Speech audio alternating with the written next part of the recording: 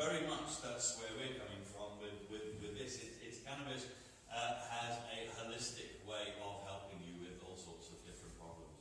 And now I'd like to hand it back over to Clark, who's going to talk a little more about his experiences with cannabis. Thanks. So I'm going to talk now a little bit about what I've seen and the places where I've been and how things are. If I can try and paint a picture for you of what it's like when things change. So I've been very, very lucky enough to travel to Colorado and California, and I've seen the medical cannabis industries working in their full glory out there.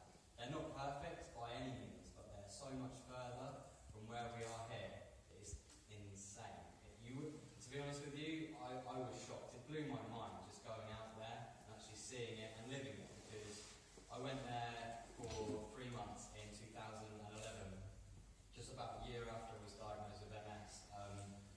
I wasn't really able to do much at the time. I was in and out of hospital on a lot of different prescription pharmaceutical medications. I needed a wheelchair just to get to my appointments. I needed my friends to help me do anything around the house. I couldn't get to the toilet on my own. I couldn't do anything. It was life was unbearable.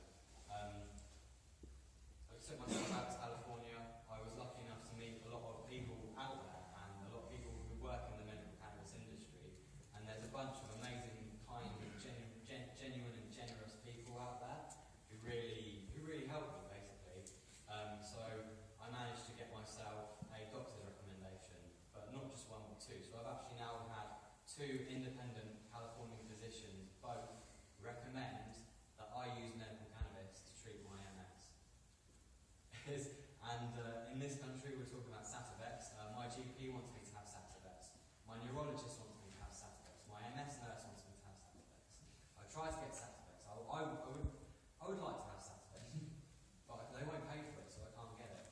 I can't afford it. If I was rich and I could spend £125 a bottle, then I'd be able to afford it. So we are in a hypocrisy in this country where people who've got the money, people that are rich and people who are able to, can just buy medical cannabis off GW Pharmaceuticals. It doesn't really bother them because they're rich anyway, so right? But the little people who need that help, who rely on the NHS to provide that for them, they don't get it. And it's wrong. When I was in California, I was really lucky to spend time with Steeple Halen. And Steeple Halen are a cannabis testing facility. So in California, when you go to a dispensary with your doctor's recommendation, you walk in and you see all the medicine in front of you, and it's all lab tested, so you know what's in it. So that's got that amount of THC, that's got that amount of CBD, this one's got that, this one's got that, this one's got that. So it kind of really changes the whole game, because you can then look for what you need. So you can go, right, what do I need on this? What am I looking for? What different symptoms do I have? What problems am I having? And what strain is best for me?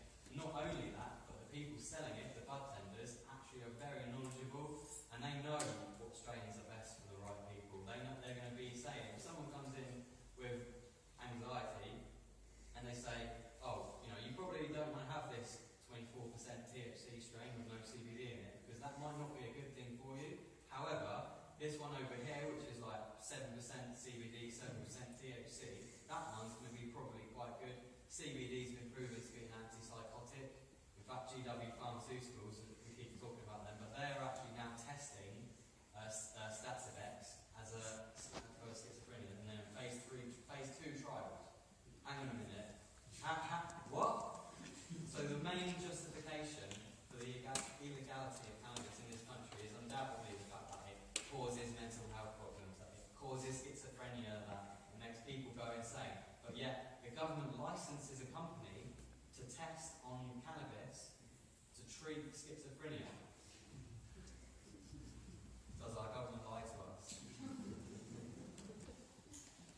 So, in my time in California, I learned a lot of things, and I met a lot of people, and I really absorbed everything that I could.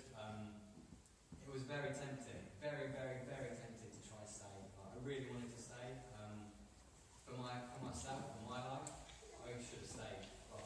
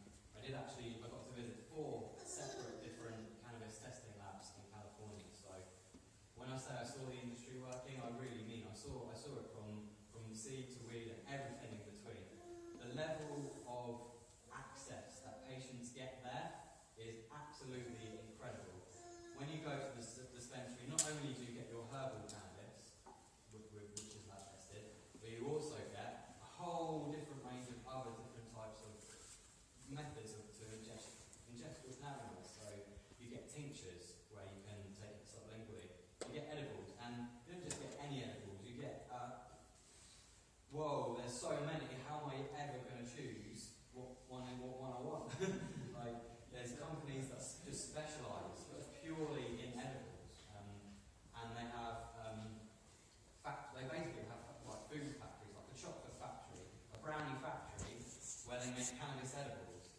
And I got to visit it. And they were like, oh yeah, we've got loads of products actually. If you want to test this, try this out, try that, there you go. And I'm left with a big bag of goodies to try.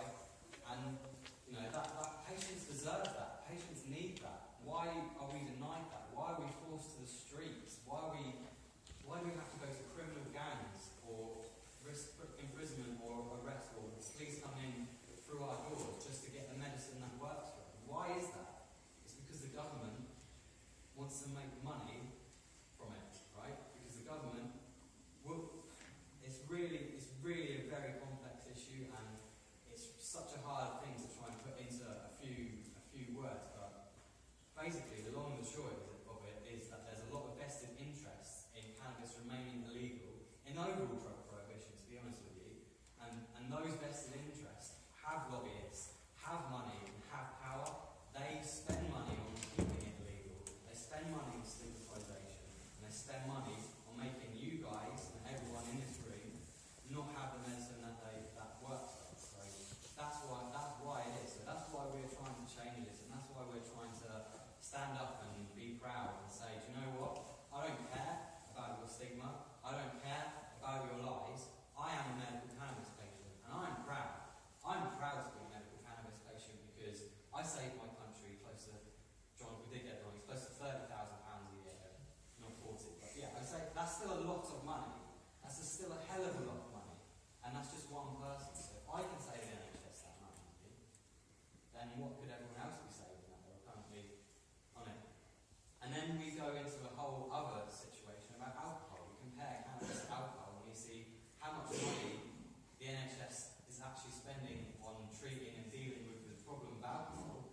And it's insane. Like, I think it's 1.3 million A&E inpatients due to alcohol every single year. You compare that to cannabis, about 1,000, and you see which is the most harmful of the two.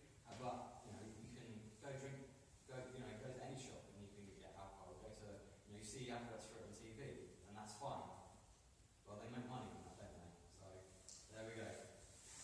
So overall, our message is that cannabis really is a medicine that can help a lot of different people. Cannabis really is a medicine that works, and cannabis really is a medicine that every single person deserves access to if they want it. It shouldn't be like it is in California, where you have to go to a doctor and you have to pay a recommendation. Ultimately, we need to empower patients to know their own bodies and to know what's right for them, to have their own choice, because we can save the country and the NHS so much money if we do that.